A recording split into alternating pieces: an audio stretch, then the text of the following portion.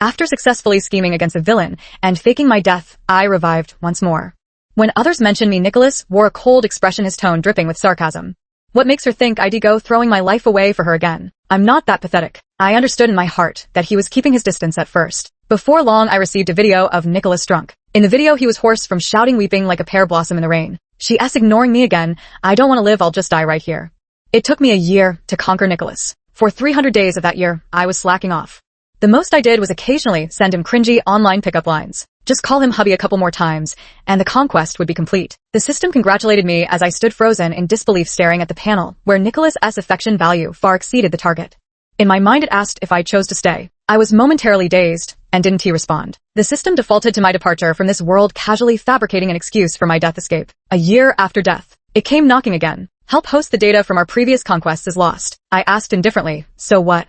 So you might need to go back and try conquering him again. What I couldn't help rolling my eyes. Can I refuse? You can, but your current sports car, villa, and money might all be taken back. I reacted in 001 seconds. Quick, send me back. Before I could finish speaking, a wave of dizziness hit me, and I was transported to an unfamiliar place. I looked up and found myself face to face with Nicholas, who was in the middle of reprimanding someone. He was dressed in a suit, wearing gold-rimmed glasses, his gaze fierce and ruthless. He froze for a moment upon seeing me, then curled his lips into a somewhat mocking smile. He nudged the person before him with his foot. Who told you to bring a fake here? Seeing him like this, I began to lose my nerve. I can still tease a puppy, but there's no way I can tame a wolf. I pondered the likelihood of successfully escaping. Before I could act, Nicholas shifted his gaze onto me.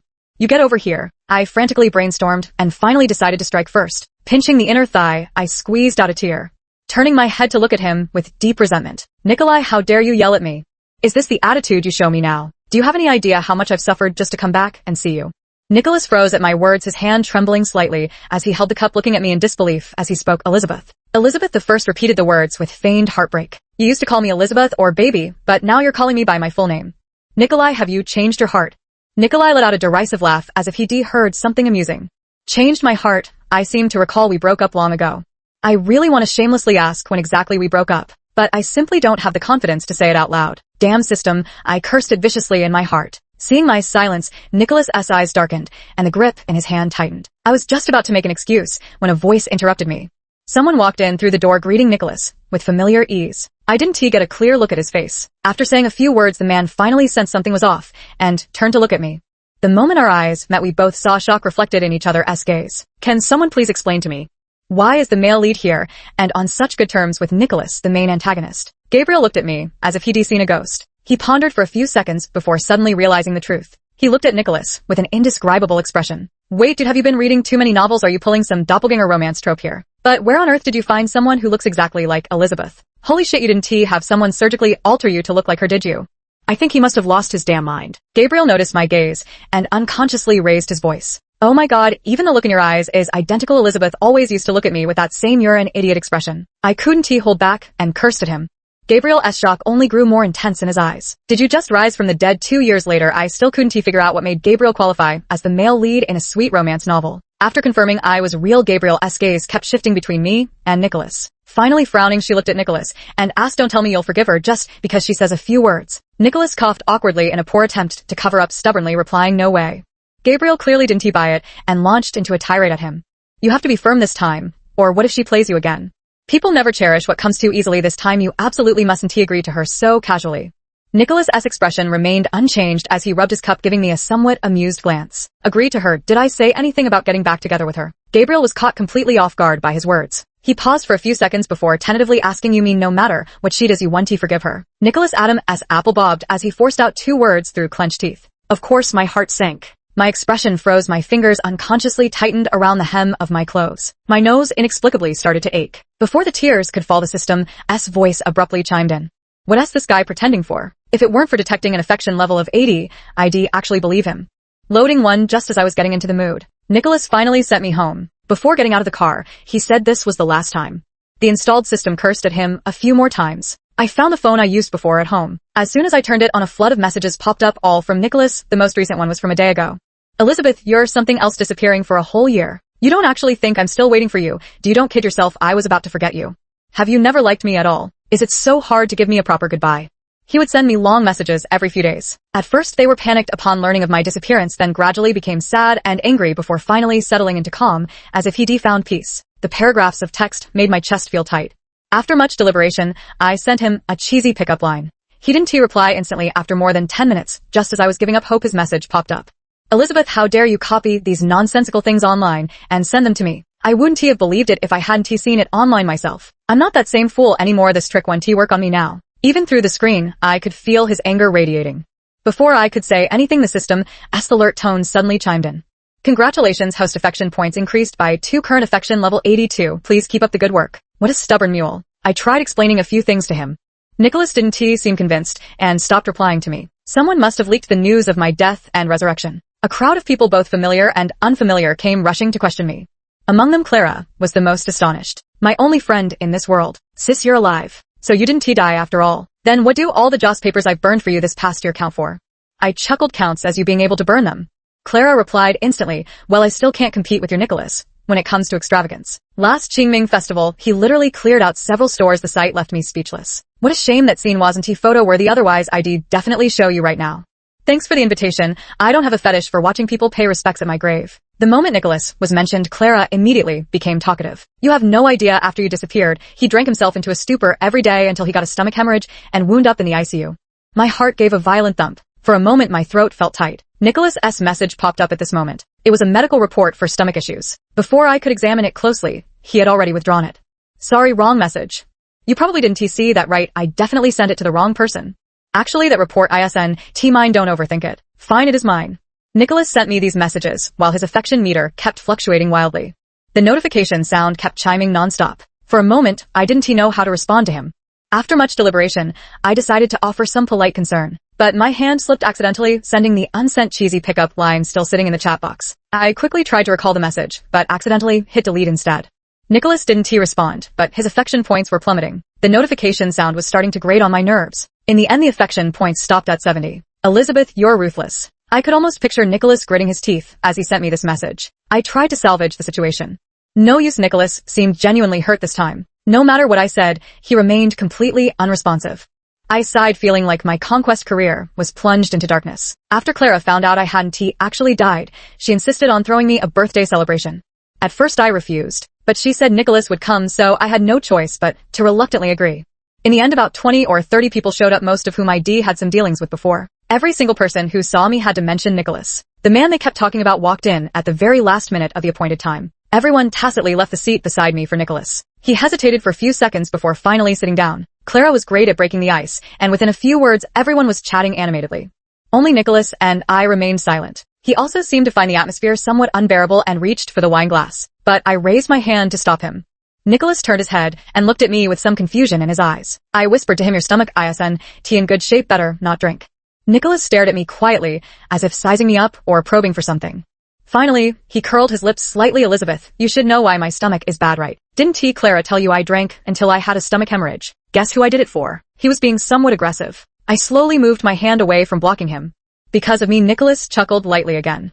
No, because I hold myself in contempt. He spoke self-deprecating words while raising his hand to down a mouthful of liquor. Feeling somewhat stifled, I also picked up my glass and took a few sips. Finding the sips unsatisfying, I started drinking straight from the bottle. Everyone turned to look at me with astonished gazes. Nicholas reached out to stop me. I actually have a high alcohol tolerance. But Nicholas didn't know that I often pretended to be drunk when trying to win him over before. I fell into Nicholas's arms again, using the same old trick. I could feel his body instantly stiffen. The thunderous sound of his heartbeat pounded against my eardrums.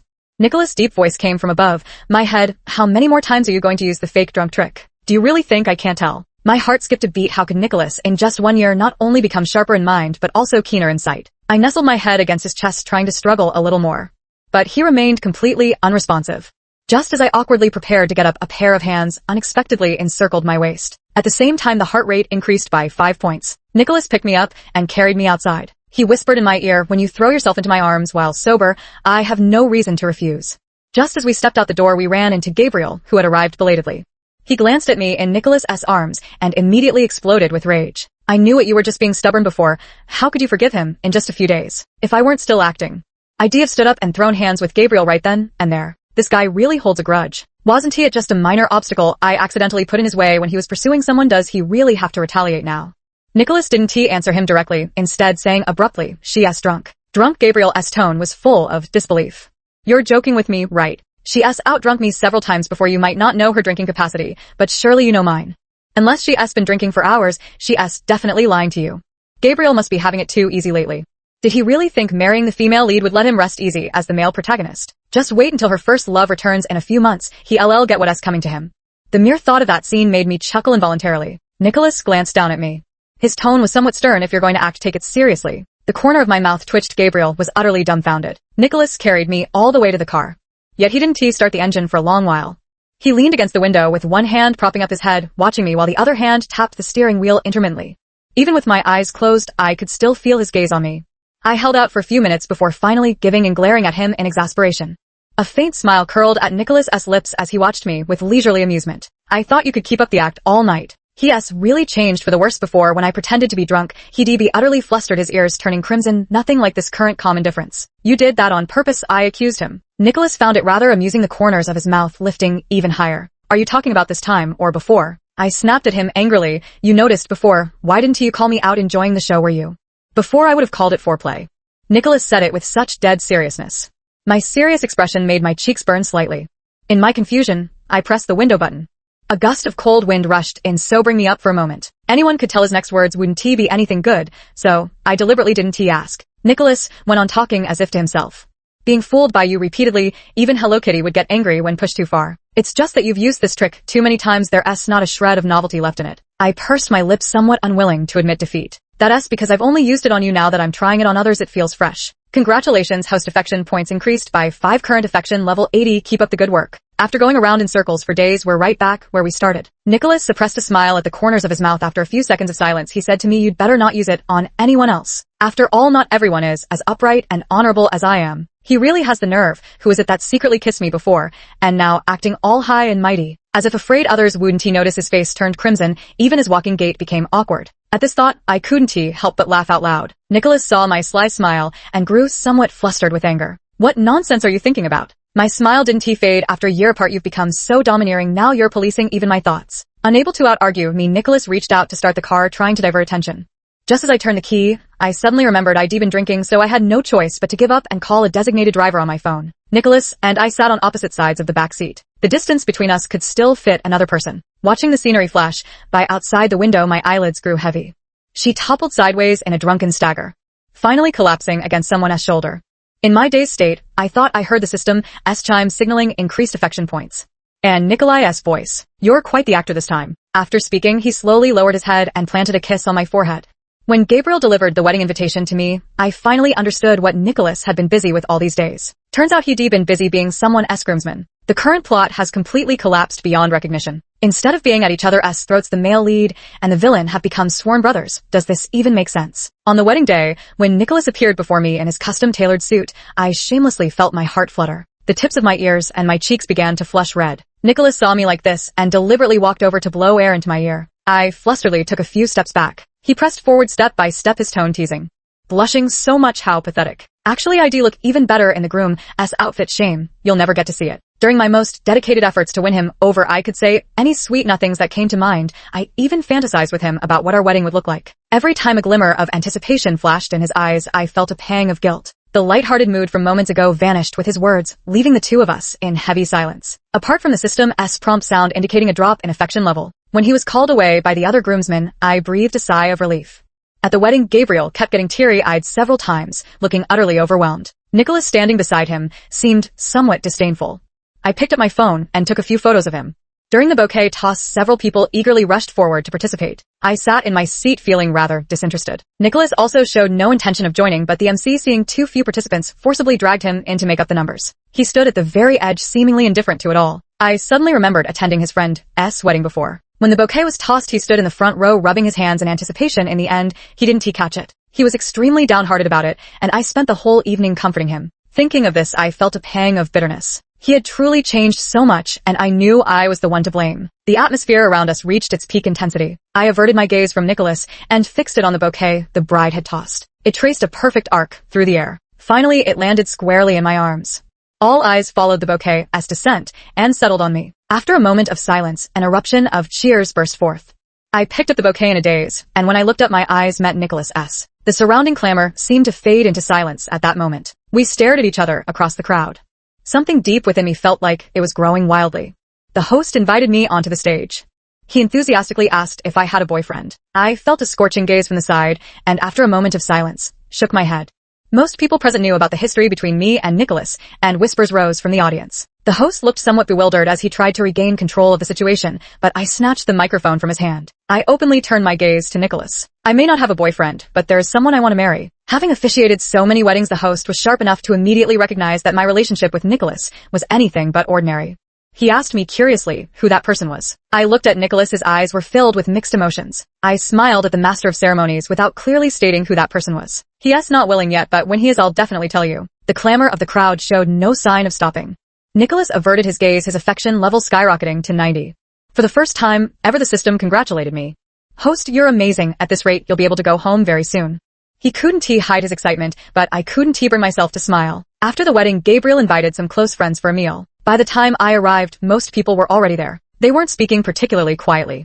I stood at the door hearing someone mention my name. Nikolai, that person Elizabeth mentioned on stage today, was you, wasn't it? Is that even a question? She might as well have announced his ID number. Seriously, what gives her the right disappearing for a year and then pulling the stunt? Nicholas remained silent from start to finish, my hand resting on the doorknob as I hesitated to push it open. They all clamored to defend Nicholas, speaking over each other in his defense. Finally, they asked him what he was thinking now. The private room instantly fell into complete silence. I clenched my fists nervously. Nicholas remained silent. Gabriel couldn't stand it any longer and cut straight to the point. You'd actually forgiven her the moment you saw her, hadn't you? Must be been hard holding it in all these days, huh? His series of rhetorical questions left Nicholas speechless. Gabriel was somewhat frustrated by my inability to meet expectations. Can you guarantee she won't leave again? What will you do if she leaves, once more commit suicide again? Gabriel's words came through loud and clear to my ears. The word suicide pierced my eardrums. I suddenly felt my whole body go weak. Even breathing became difficult. A chill crept up from my feet. Nicholas finally spoke, as if warning and convincing himself. What makes her think I'd throw myself at her again? I'm not that pathetic. Give me a break, Gabriel retorted bluntly. Haven't you done enough shameless things like this? Who knows what kind of love potion she fed you? Nicholas snorted coldly and shot back. And you have the nerve to say that to me?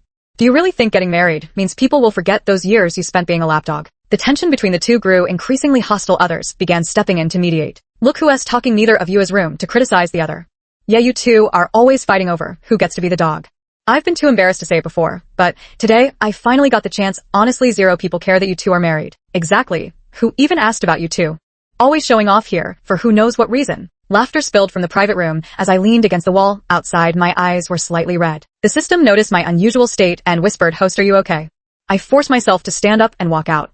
The system rambled on, but never got to the point. Once outside the hotel, the biting night wind struck my face, and I finally came to my senses. I took a deep breath, doing my best to keep my voice steady. Tell me what exactly happened with Nicholas's suicide. The system knew it couldn't hide the truth anymore, so it came clean. After you faked your death, Nicholas was in a terrible state, drinking heavily every day until he finally overdosed on sleeping pills. Of course I didn't die. Gabriel saved me.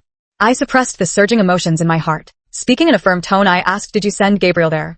Yes, Nicholas is the villain. He can't die. If he does, the entire plot will collapse. I find it somewhat amusing.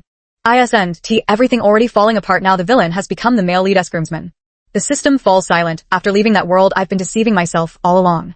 I tried to convince myself, how long has Nicholas even known me? I've never done anything for him. How could he possibly like me this much? But the blatant data and his behavior after I left made it impossible for me to keep lying to myself. He had been taking this serendipitous relationship completely seriously all along. While I had been deceiving him from start to finish, it wasn't fair to him. After that day, I began slacking off at work. I truly don't have the courage to hurt Nicholas again, under the guise of completing a strategy. He sent me several messages. I read them all, but never replied. After repeated attempts, Nicholas stopped contacting me, but Gabriel sent me a video instead. In the video, Nicholas appeared heavily drunk, leaning on the sofa. He kept mumbling something. The camera zoomed in, capturing his words clearly. She's ignoring me again. I don't want to live anymore. I'll just die right here. I saved the video, and Gabriel sent me a few more messages. Burn after reading. If this gets out, Nicholas will really kill me. I chuckled silently, opening the chat with Nicholas, but hesitating to type anything.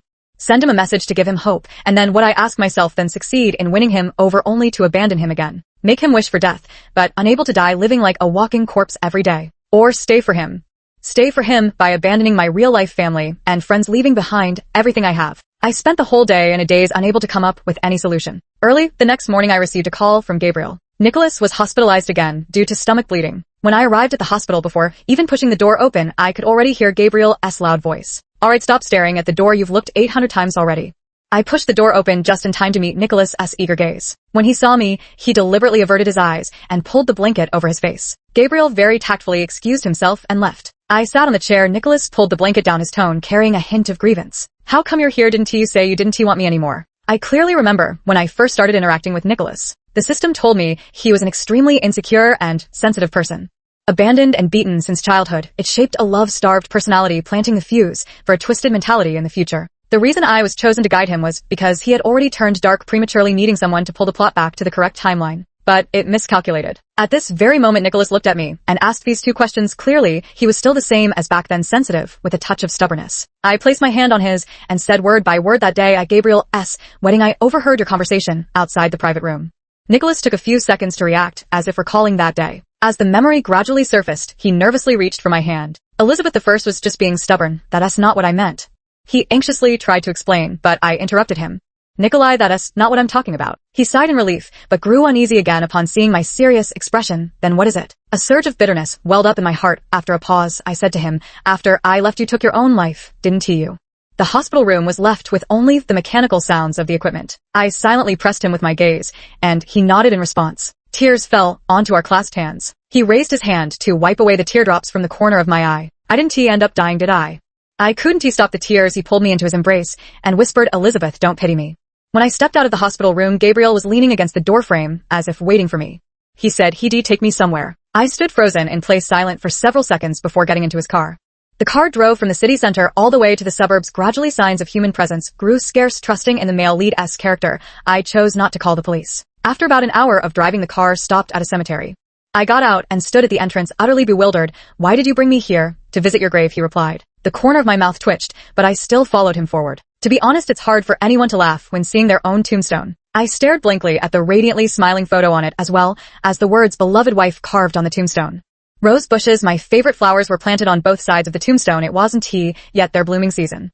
Gabriel stood nearby, lighting a cigarette. The day you died, he sat blankly at the fire scene all afternoon.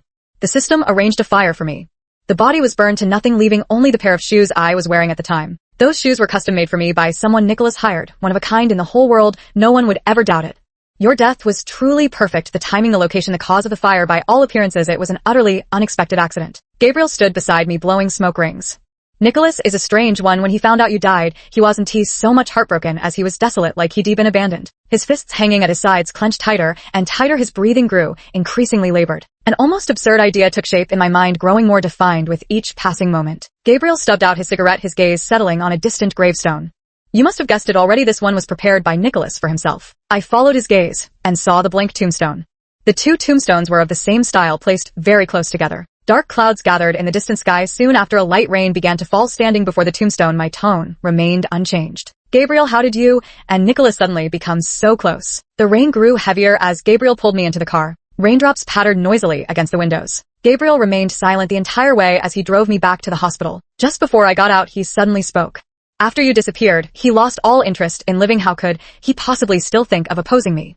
I paused mid-step, never expecting this answer. I visited Nicholas at the hospital every day during his stay. He completely abandoned his previous stubborn demeanor, reverting to his old self, openly displaying affection, getting jealous over nothing, and occasionally even acting coquettish with me. It seems we've truly returned to how things were before. His affection level is stuck at 98, neither rising nor falling. For the first time, I wish time could stand still. It would be fine to stay like this forever, no need to make agonizing choices. I keep feeling something's off with the system lately. He always seemed to hesitate, wanting to say something to me, but ultimately said nothing. On the day Nicholas was discharged from the hospital, I rushed over early. When I arrived at the hospital, I found the bed already empty. After asking around, I learned he had already completed the discharge procedures himself. A bad premonition rose from the depths of my heart. I immediately called Nicholas, but no one answered. I had no choice but to message Gabriel. From his words, I learned that Nicholas had kidnapped the female lead. I suspect I'm hearing things. Then it suddenly hits me, the story's ending is Nicholas flying into a rage, kidnapping the female lead, and the male protagonist outmaneuvering him to rescue her. After being exposed, Nicholas commits suicide out of guilt. Losing control of my emotions, I pressed the system for Nicholas's whereabouts. After stammering for a long time, it finally gave the location of an abandoned factory. When I rushed over, I ran straight into Gabriel. The girl in his arms had already fainted. I opened my mouth to say something, but didn't know where to begin. He passed by me without the anger and disappointment I had imagined. Instead, he spoke to me in an utterly ordinary tone. Waiting for you. I walked in the vast factory. There was only a single chair at the center. Nicholas was leaning on it, lighting a cigarette. Seeing me arrive, he hastily stubbed it out and forced a somewhat strange smile as he waved me over. Elizabeth, come here. I stopped a few meters away from him, not moving any closer. His expression stiffened slightly before he smiled with resignation. You already know, don't you? Though phrased as a question, the tone carried absolute certainty. I truly understood now. On the way here, the system had confessed everything under my terrified interrogation. The strategy guide data was never lost. This entire situation was a deal between Nicholas and the system. Nicholas promised to follow the original storyline's villain arc with one condition: to see me again. The system only said I would be revived, but it didn't tell him when he waited a year, and finally I returned. Then what? I asked him. After seeing me again, what then? Nicholas and I locked eyes, and he shook his head. There was no then. I just wanted to see you one more time. He looked at me with a smile, but his eyes gradually reddened. It felt like my heart was being torn apart. With a trembling voice, I said to him, Nicholas the First lied to you. I've been using you all along. I came back this time, just to complete your route. I knew all along. Nicholas stood up, walked to my side, and pulled me into his embrace. I've known from the very beginning that you came to complete my route. I even know about you pretending to be burned to death. I understand all your intentions. There's no need for you to blame yourself from beginning to end. I was willing all along. I buried my face in his chest and wept bitterly. To be honest, I thought about begging you to stay, but I had no right to. You were forced to bind with the system to pursue me in the first place. I had no reason to ask you to abandon everything and stay by my side. Rationally, I know you made the right choice, but emotionally, I still feel a little lost. Since childhood, I've been abandoned many times, but never once has it hurt this much. I asked you to come back, not just to see you one more time. I also wanted to know if I ever truly mattered to you. He looked at my tear-streaked face and smiled with some satisfaction. Now it seems there should be the amount. Doesn't matter. Having it is enough. Nicholas reached out to wipe my tears, yet his own eyes brimmed with tears. Choking back sobs, I said to him, Nicholas the First, like you, I've liked you from the very beginning. How could I not like him? Someone as wonderful as him. How could I not? Nicholas smiled, then lowered his head and kissed me. His lips were gentle, and I slowly responded. When it ended, our foreheads pressed together. We lingered in each other's breath. The system's cold notification tone rang out at that moment. Congratulations, host favorability has reached 100. Mission accomplished. Nicholas snapped out of his daze and patted my head. Go back, he said to me. Go, be the real Elizabeth. I shook my head desperately as a space-time tunnel appeared behind me, and he pushed me into it. In the last few seconds before consciousness faded, I watched as he raised the gun to his temple and collapsed in a pool of blood. It's been half a year since I returned to real life. I still dream of Nicholas often. The system never appeared again, as if it had all been an ethereal dream.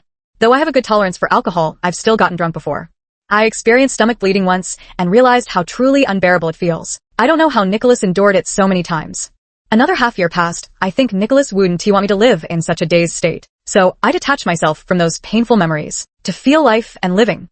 Gradually, I stopped dreaming about Nicholas. Another year passed, and I opened a bookstore at my doorstep. I've finally achieved the retirement life I've always wanted. I love sitting at the bookstore entrance reading at sunset. Sunlight spills across the pages, everything's so peaceful and beautiful. Except there's no Nicholas. Another year has passed. The ginkgo tree by the door turned green, then gold. That day a customer walked into the bookstore. Dressed in a black trench coat, he bought over 10 books in one go. When ringing him up, my fingers brushed against his palm. His body stiffened for a moment. I found it a bit strange. A few days later, the same person came back and bought over a dozen books. I packed them for him, as usual. He stared at me, lost in thought. A week later, as he was checking out with 20 books in his arms, I finally couldn't resist, asking him, have you finished reading all these books you're buying? He nodded. I was speechless.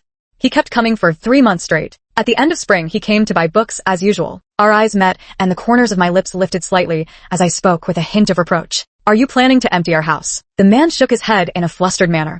I laughed in exasperation. Nicholas, how much longer are you going to keep buying like this? Call me husband a couple more times. Did you think I wouldn't recognize you just because you changed your face and voice? Nicholas's lips were trembling. Elizabeth the First smiled at him. Come here and hold me already. The words had barely left my mouth when I was pulled into a familiar embrace. I buried my face against his chest. How did you get here? The system spent some points to argue its case. At least it has some conscience left. I hugged him back. No matter how it began, love is the only destination.